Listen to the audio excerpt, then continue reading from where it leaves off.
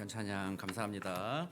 오늘 우리에게 주시는 하나님의 말씀 보겠습니다. 요한복음 12장입니다. 요한복음 12장 우리 12절에서 19절까지의 말씀을 저와 여러분이 한 절씩 교독하고 19절은 함께 읽겠습니다. 12절 제가 먼저 읽겠습니다.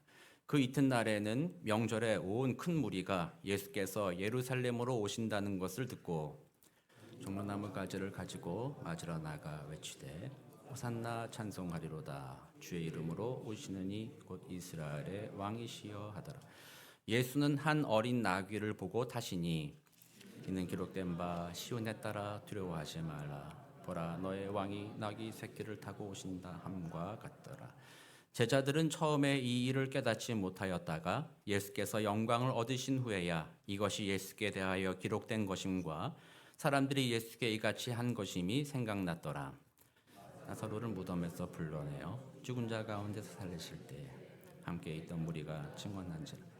이에 무리가 예수를 맞으면 이 표적 행하심을 들었음이러라.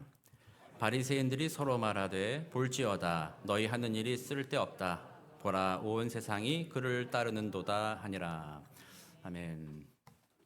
오늘은 우리가 교회 절기로 종려주일로 이렇게 보냅니다.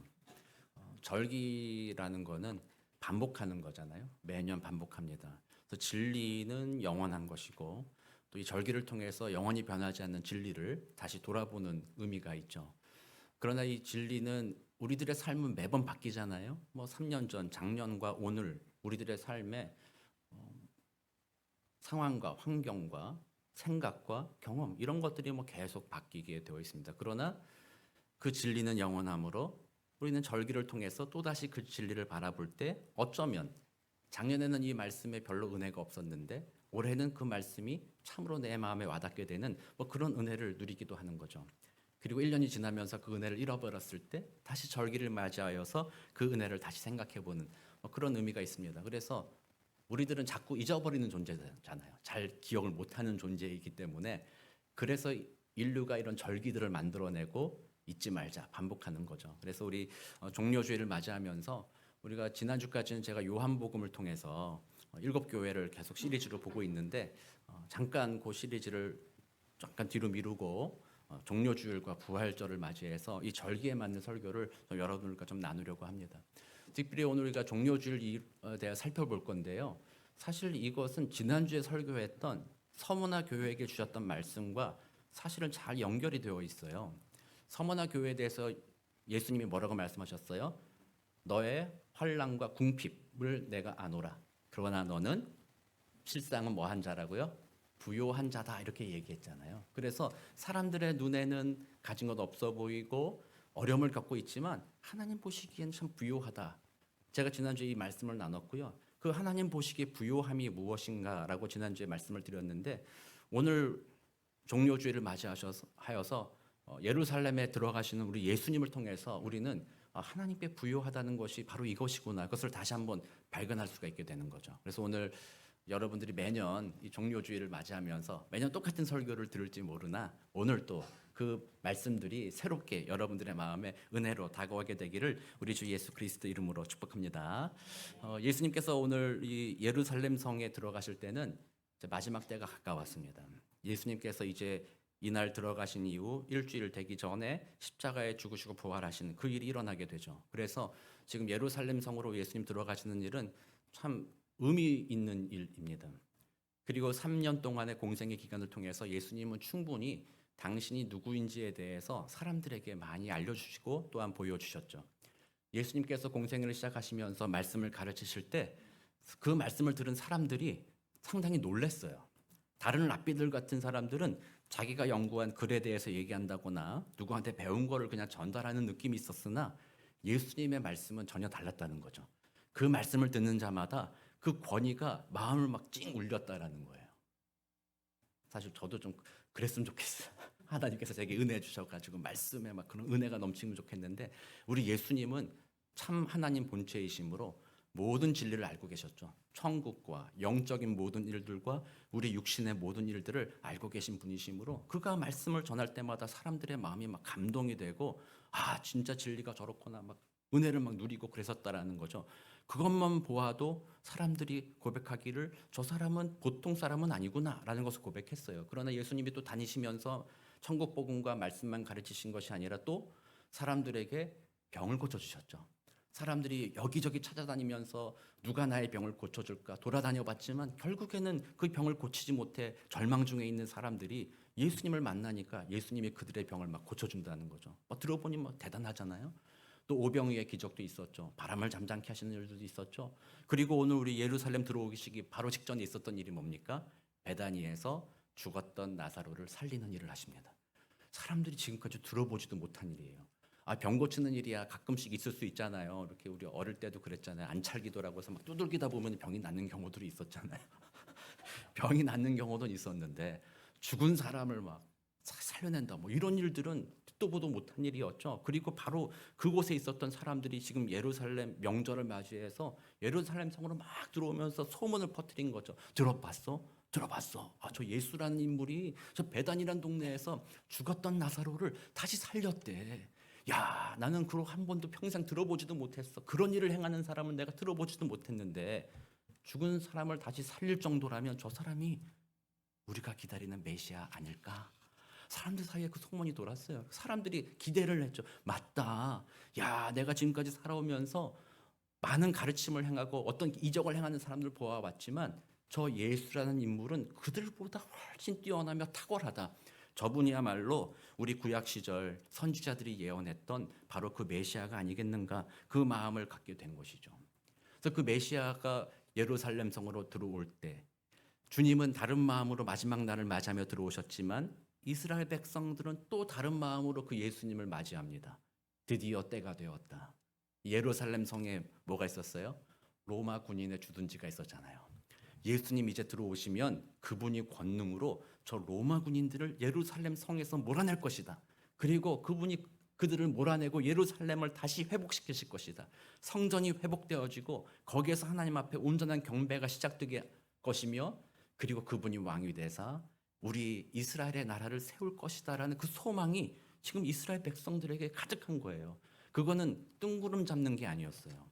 실제적으로 눈으로 보았고 귀로 들었고 성경을 통해서 그들이 알고 있었던 그런 내용들이었어요. 그래서 예수가 바로 메시아다라는 것에 대해서 확신을 가지고 있었어요. 그러니까 예수님이 예루살렘 들어갈 때 그에 대해서 호산나 찬송하리로다 부르는 겁니다. 자, 호산나 많이 들어보셨죠? 무슨 뜻일까요? 호산나가? 네, 지금 구원하옵소서 그 뜻이에요. 지금 구원하옵소서. 딱 맞아 떨어지잖아요. 메시아가 들어오고 있으니까 사람들이 야 메시아시여 지금 구원하십시오 소리 지르는 거예요. 그리고 당신의 구원이 이르렀으니 찬송합니다 라고 고백했다라는 거예요. 근데 사실 문제는 좀 있었어요. 그들이 그 예수님을 메시아로 인정할 때 그 메시아는 자기들의 민족적이고 정치적인 메시아였다. 우리 매해 종료주일마다 그 말씀 들어봤잖아요. 하나님의 뜻이 아니에요. 하나님의 뜻은 그것보다 더 큰 것이었어요. 아까 우리 스가랴 9장 9절 제가 처음 시작할 때 묵도할 때 읽었던 성경 구절이고 또 오늘 본문에서도 그것을 인용해서 나오잖아요. 그 예수님 하나님의 뜻은 이스라엘 백성을 회복하는 게 아니라 이스라엘 백성을 통해서 하나님이 참 하나님이시라는 것을 증거하고 그럼으로써 그 하나님이 이제는 이방 민족에 대한 차별도 없애며 그 모두에게 화평을 전한다. 예루살렘 성과 이방의 모든 활과 전쟁을 그치게 하고 모두 다 화평하게 할 것이다라는 것이 하나님의 뜻이었어요. 그거는 이스라엘이라는 나라를 강력한 국가를 세워서 그들의 강력한 군사력으로 다른 사람들을 억누르면서 이어지는 평화가 아니었어요. 그건 진정한 평화였어요. 더 이상 유대인이나 헬라인이나 차별이 없는 그 평화를 위하여서 예수님은 그 길을 가고 계신 거예요. 그러나 그를 찬양했던 호산나 외쳤던 이 사람들의 마음에는 우리나라 이제 세우는구나. 이스라엘 이 나라를 세우는구나. 그 마음으로 그분을 찬양하고 있었다는 거예요. 그렇다면 이들은 메시아에 대해서 하나님의 뜻에 대해서 오해하고 있었던 거죠. 하나님의 뜻에는 관심이 없었어요. 온 열방이 더불어 화평한 그 나라, 그거는 모르겠습니다만 나만 좀 잘 살게 해주십시오. 우리 이스라엘이란 이 나라가 좀 잘 됐으면 좋겠습니다라는 편협한 개인주의에 빠져 있는 거죠. 그리고 영혼을 바라보지 못하고 단지 육신의 눈으로 바라보아서 내가 이 세상에서 고통이 좀 없었으면 좋겠습니다. 나를 괴롭히던 저 눈의 가시와 같은 로마 군인과 이방인들을 좀 쫓아냈으면 좋겠습니다. 그 메시아라면 우리로 하여금 정말 잘 살게 해주십시오라는 그들은 단지 인간적인 생각을 가지고 그분을 메시아로 받아들이고 있었다라는 것이죠. 예수님을 영원한 만왕의 왕이 아니라 하나님의 뜻이 아니라 자신들의 욕심과 욕망을 이루어갈 대상으로 본 것입니다. 그러므로 그들의 호산나 찬양하리로다 메시아 외침은 그분을 진짜 높여드려서 그분을 다스림, 그분을 왕으로 인정하겠다라는 게 아닙니다. 내 뜻을 이루어줄 어떤 대상이라는 거죠. 내 뜻을 이루기 위해서는 왕이 되건 뭐가 되건 상관은 없다. 어쨌든 내 뜻을 이루어주면 장땡이다. 뭐 이런 생각인 거예요. 그래서 그를 막 찬양하는 거예요. 그러고 있는 거죠. 그러나 그 예수님은 그들의 마음과는 달랐다라는 거죠. 또 동시에 오늘 그 이스라엘 백성들은 그렇게 자기 욕심을, 자기의 이익을 우선시 놓았고 하나님의 뜻을 뒤로 미루고 있고 그런 상황 가운데 바리새인들도 나옵니다. 바리새인들은 예수님을 싫어했어요. 바리새인들도 자신들 나라의 종교적이거나 정치적, 군사적인 독립과 강력한 나라를 이루는 것을 그들도 소망했어요. 이스라엘 백성들과 똑같이 다윗의 나라가 회복되기를 그들도 소망했어요. 그러나 그것보다 그들에게 더 중요했던 것은 종교적인 전통이었어요. 우리들이 그동안 율법을 통해서 만들어낸 그 종교적인 전통 지키는 것이 가장 중요했다라는 거죠. 그래서 그들은 안식일에 대해서도 엄격하게 정했잖아요. 그래서 예수님의 제자들이 안식일에 벼이삭을 막 잘라 먹을 때 그 바리새인들 장로들은 뭐라고 했잖아요. 아니 안식일에 어떻게 저렇게 합니까? 그랬을 때 예수님께서는 안식일의 주인은 하나님이시며 안식일에는 사람을 살리는 것이 우선이다라는 것을 말씀해 주셨잖아요. 이것만 보아도 바리새인들의 마음에는 하나님의 뜻은 별로 상관없어요. 스스로 하나님의 뜻이라고 자신들이 만들어낸 종교적인 전통, 그것이 더 중요했다는 거죠. 하나님이 말씀하시듯 하나님의 계획, 예수님을 통해서 말씀해 주신 구약의 율법과 선지자는 뭐였어요? 그것을 정리하면 뭐였어요? 바로 주일날 이거 하지 마라, 저거 하지 마라, 뭐 지켜라, 뭐 지켜라, 뭐 그런 것들에 매달리는 것이 아니라 주님이 요약해서 말씀하셨죠. 하나님을 사랑하라. 그리고 내 이웃을 내 몸과 같이 사랑하라. 이것이 율법과 선지자니라. 예수님이 선포하셨어요. 그래서 율법에 매여 있는, 전통에 매여 있는 것이야말로 예수님이 그거 아니다. 그것보다 더 중요한 것은 사람을 사랑하는 것이다 라고 예수님이 말씀해 주셨죠. 그래서 바리새인들은 그런 입장으로 예수님을 보는 거예요. 그러니까 결국 이스라엘 백성이나 바리새인들이나 똑같은 입장이에요.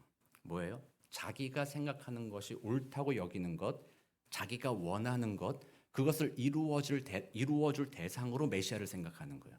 그분을 나의 완전한 왕이요, 나를 다스릴 분이라고 인정하는 건 아니에요. 내 뜻을 이루어주는 도구 정도로 여기는 거죠. 그래서 바리새인들은 자기 종교 전통을 자꾸 방해하니까 예수님이 싫은 거예요, 그건. 그래서 바리새인들은 그를 어떻게 죽일까 이렇게 마음을 먹고 있었던 거죠. 그러나 이들의 이런 태도와 정확하게 대비되는 모습이 바로 우리 예수님의 모습이었다라는 거예요. 예수님은 그 상황 가운데서도 자신을 내세우려고 하지 않았어요. 우리 같으면 이렇게 사람들이 막 박수치고 막 야, 당신 훌륭합니다, 대단합니다, 당신이 뭘 할 것 같아요, 막 이러면 어떻게 해요? 어깨가 좀 올라가잖아요. 그렇지. 허리가 굽 뒤로. 그렇지. 이렇게 나야 뭐 이렇게 하고 뭐 이렇게 할 수 있잖아요. 뭐 충분히 그렇게 해도 사람들이 막 박수 쳐줄 거 아니에요. 예루살렘 성에 올라갈 때 뭐 보통 로마 그 당시 문화로서는 뭐 왕으로 간다고 그러면 큰 하얀 말을 타고 간다고 했잖아요. 그거 타고 들어가도 뭐 사람들이 뭐 아무렇게 뭐 왜 그러냐 이렇게 따질 사람 아무도 없어요. 아마 그거 타고 들어가면 진짜 놀랬을 거예요. 사람들이 막 호산나 막 더 목소리 높여서 찬양했을지도 몰라요. 아니면 뭐 그냥 개선 장군처럼 옷에다가 이렇게 뭔가 달고 여기 우리 오늘날 그 군인분들 훈장 막 달고 다니시잖아요. 이런 거 그러니까 막 하고 막 그렇게 가도 아무 뭐 사람들이 드디어 이렇게 생각할 수 있잖아요. 다 예수님을 높이고 칭송하고 있을 그때에 예수님은 그 상황에 마음이 뺏기거나 흔들리지 않았다라는 거예요. 그 상황 중에 오늘 예수님은 나귀 위에 새끼를 타고 들어가신다라는 거죠. 사실 이거는 그 모습 자체로도 겸손을 보여주는 거죠. 나는 겸손의 왕으로 왔다. 나는 너희들 위해 군림하지 않겠다. 나는 너희들의 눈높이를 맞추겠다. 나귀는 이제 작으니까 말은 이렇게 타면 사람들이 올려봐야 되지만 나귀 새끼 타면은 앉은 그거보다 작으니까 눈이 맞아요. 예수님께서 나는 너희들의 눈높이를 맞추기에 왔다. 뭐 그런 상징적인 의미를 겸손의 의미를 보여준다라고 할 수도 있어요. 그러나 그것보다 사실은 더 중요한 게 있어요. 주님이 왜 하필 그걸 탔나? 스가랴서에 하나님이 예언하신 말씀 때문에 그렇게 한 거예요. 주님은 그 말씀에 순종한 거예요. 지금 사람들은 칭송하고 막 이랬을 때 그 마음에 따라 나도 높임받고 막 그렇게 할 수 있었던 그 상황인데 또 주님은 그걸 버린 거예요.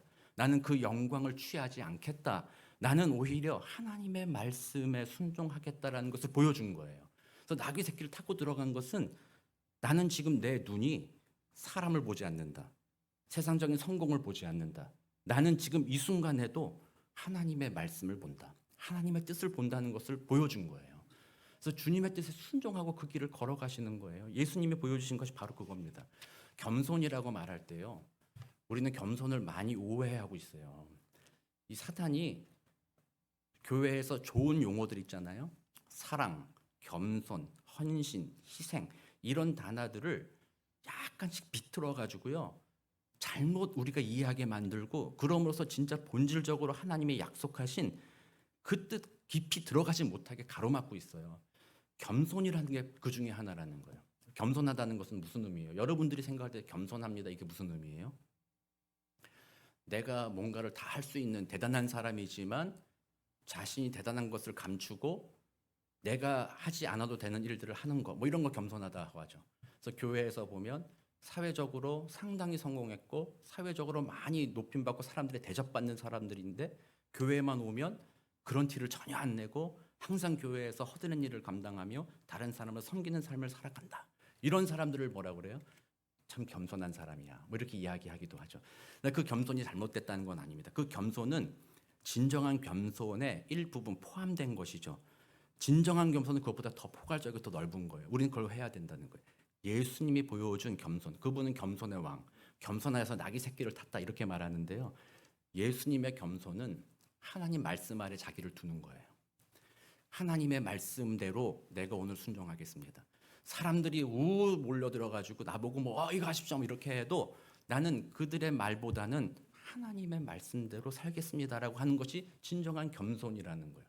그래서 오늘날 교회에서 많은 성도님들이 겸손의 모양은 있죠. 교회 와서 누가 이렇게 크게 떠벌리고 막 소리치고 그런 사람이 어디 있어요. 교회 오면 전부 다 여러분들의 자세가 어떻게 돼요? 저도 그렇고 겸손해지잖아요. 이렇게 아이고 오셨어요. 뭐 이렇게 되잖아요.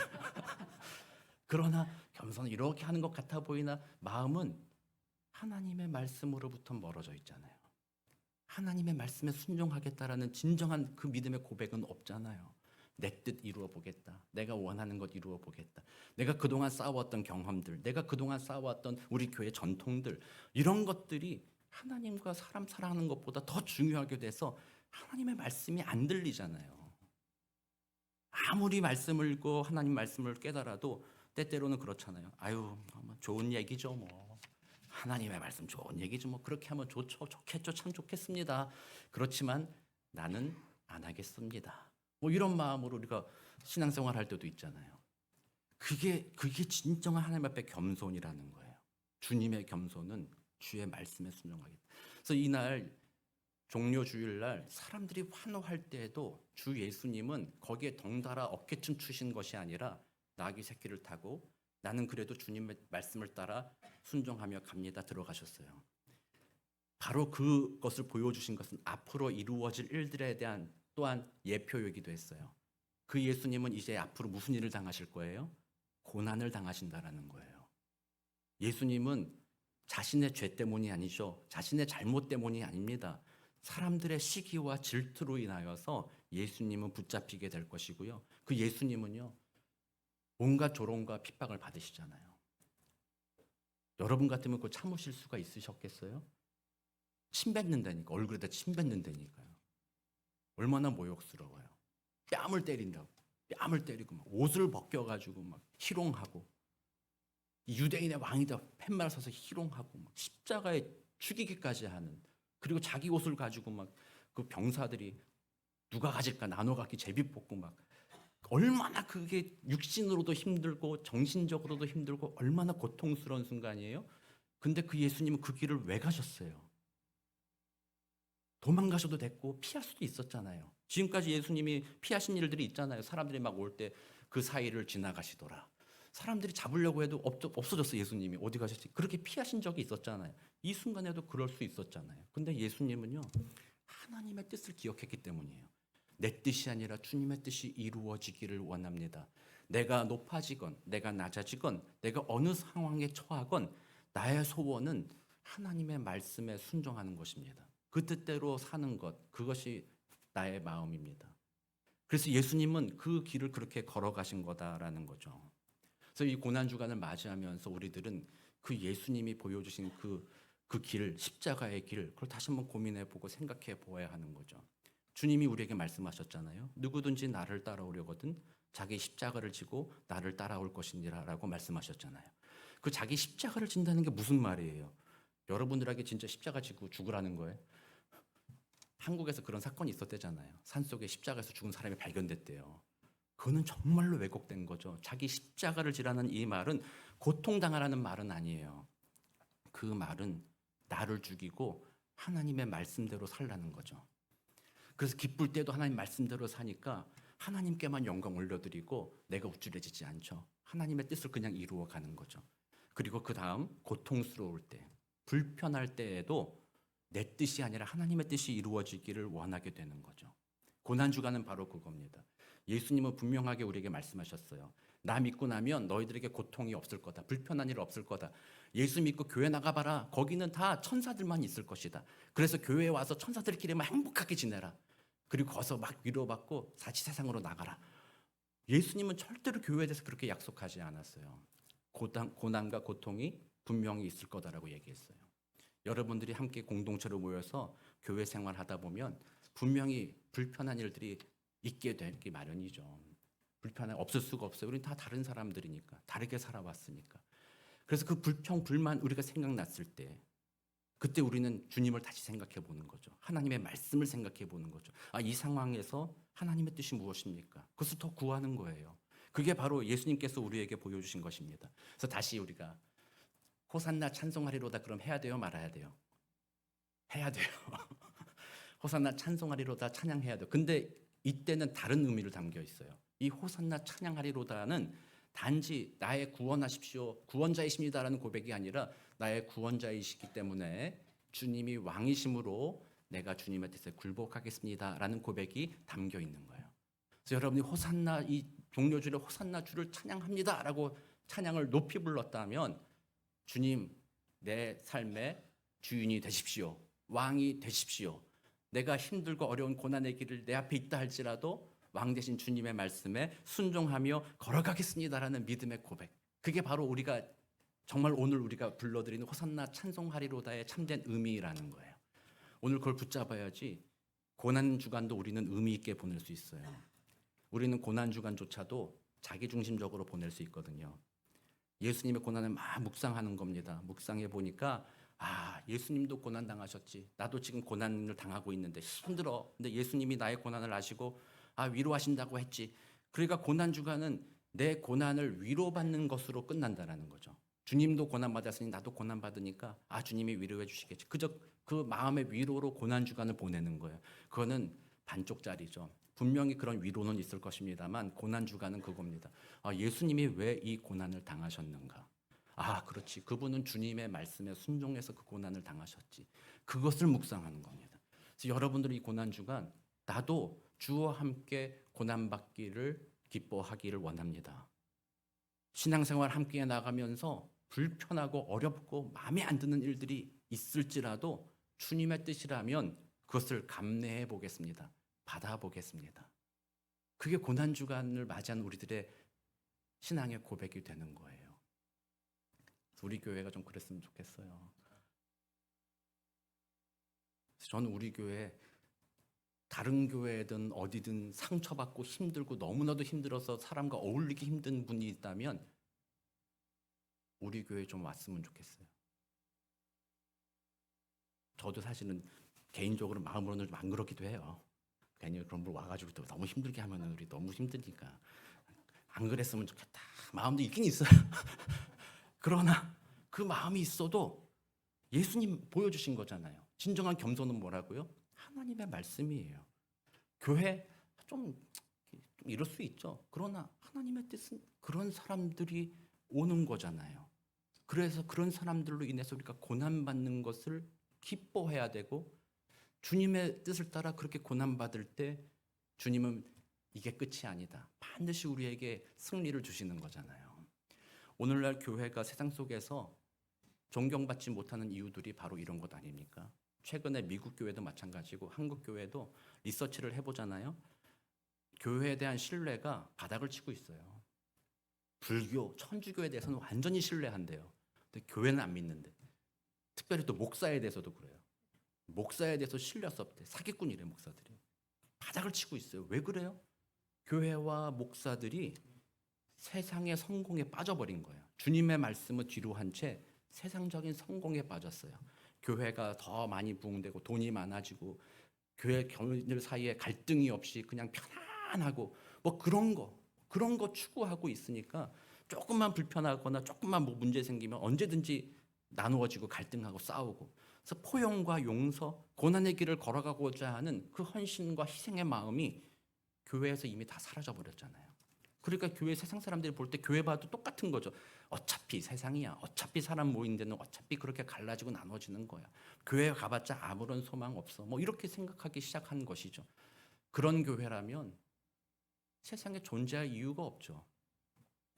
다른 모임 가면 되죠. 더 행복한 모임 가면 되지. 뭐하러 교회를 가겠어요. 그러나 우리는 예수 믿기 때문에 예수님이 보여주신 것이죠. 온 세상이 자기 욕심을 따라 달려갑니다.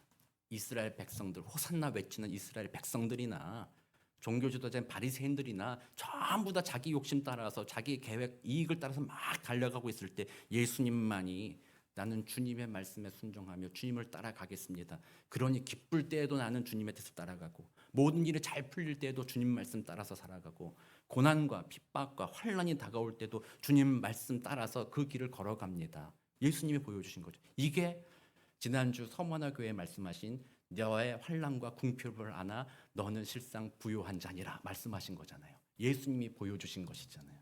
그래서 우리 교회, 저는 창립 25주년을 맞이하면서 정말 소원합니다. 우리 교회가 그 마음 가져야 돼요. 좀 불편하겠다. 조금 우리가 상처 좀 입을 수 있겠다. 좀 힘들 수 있겠다. 내가 차지한 이 자리에 다른 사람이 와서 앉을 수도 있겠다. 그거를 감내하는 것, 그게 주님의 뜻에 따라 걸어가는 거죠. 하나님을 사랑하고 사람을 사랑하는 마음으로 자신의 쌓아왔던 모든 것들을 내어줄 수 있는 용기. 그게 진짜 오늘 종료주일날 또 고난주간을 통과하면서 예수님이 우리에게 보여주신 것이죠. 그리고 반드시 그 예수님 부활하심으로 다음 주에 우리가 살펴보겠지만 그것이 우리에게 끝이 아니다. 우리에게 영원하며 영광스러운 부활 승리의 기쁨이 우리에게 주어진다라는 거죠. 그래서 이번 고난주간 보내시면서 여러분들의 삶을 한번, 저와 여러분의 삶을 다시 한번 돌아보기 원합니다. 나는 과연 이 인생을 내 뜻을 구하며 살고 있는가? 내 뜻을 이루고자 신앙생활하고 있는 것인가? 아니면 나는 어떤 상황에서도 하나님의 뜻을 더 구하고 있는가? 하나님이 원하시는 것을 위하여 때로는 고통과 불편함에도 인내하고 그래도 하나님이 일하실 것을 믿는 믿음으로 그 길을 걸어가고 있는가? 우리 한번 돌아보는 거죠. 그리고 하나님께서 우리에게 은혜 베푸시기 원합니다. 우리 주님에게 주셨던 그 성령의 그 은혜, 값싼 구원만 바라는 값싼 은혜 아니라 어떤 은혜요? 값진 은혜라고. 다른 사람 위해서 내 생명까지도 내어줄 수 있을 만큼 점점 조금씩, 당장 오늘 그렇게 이루어지지 않겠죠? 한 걸음 한 걸음 내가 가진 것들을 양보할 수 있고 내가 불편한 것들을 감수할 수 있는 그 은혜. 그럼으로써 교회 전통을 지키고 뭘 지키고 그게 아니라 사람을 사랑하고 사람의 상처를 치유하고 사람으로 하여금 그리스도의 복음을 알아 하나님의 사람으로 되게 하는 그 일에 내가 정말 쓰임받기 원합니다. 우리 그 마음을 이번 고난주간 보냅니다. 그리고 2026년 우리 창립 25주년 그런 마음으로 우리가 주님 앞에 나가기 원합니다. 그래서 저는 진짜 너무 꿈만 꾸는 것 같긴 한데요. 꿈을 꿉니다. 사우스베이 지역에 우리 토렌 선한 목자 교회가 있는 것이 얼마나 복된가. 뭐 다른 좋은 교회도 있습니다만 우리 교회가 다시 한번 주님의 말씀 붙들고 주님 말씀대로 순종하겠습니다라는 그 믿음으로 고난과 아픔이 있어도 불편함이 있어도 걸어가기 시작할 때 성령이 우리를 통해 일하시기 시작하셔서 잠자고 있는 사우스베이 지역에 부활의 기쁨, 부흥의 역사, 감격과 감사의 찬양이 넘치는 그런 일들을 이루어 가실 거라 믿습니다. 우리 모두 그렇게 쓰임 받기를 포기하지 말고 주님 앞에 모두 맡기고 주님의 귀한 은혜로 도구, 축복의 도구로 쓰임 받게 되시기를 우리 구주 예수 그리스도 이름으로 축복합니다. 기도하겠습니다. 사랑과 은혜가 많으신 하나님, 우리 예수님 어떤 상황에서도 하나님의 뜻에 따라 순종하는 복된 삶을 살아가셨습니다. 예수님께서 분명히 보여주셨습니다. 환난과 궁핍과 어려움 가운데 있을지라도 실상은 부요한 자다. 주님의 말씀에 순종하는 것이야말로 참으로 부요한 것이다라고 우리에게 보여주셨고 결국 그분은 부활 승천하심으로 그 귀한 진리를 확증하여 주셨습니다. 우리 토렌 선한 목자교회 성도님들 또 이 자리에 나와 예배하는 우리 모두도 주 하나님을 나의 왕으로 모시고 주님의 인도하심에 기쁨으로 순종하는 복된 한 주 살아가도록 도와주시고 고난 주간에 정말 주님 앞에 사랑을 고백하며 주님의 뜻에 우리 자신을 굴복시킬 수 있는 복된 은혜를 누리는 고난주간 되도록 주님 도와주옵소서. 감사드리며 살아계신 우리 주 예수 그리스도의 이름으로 기도드립니다. 아멘.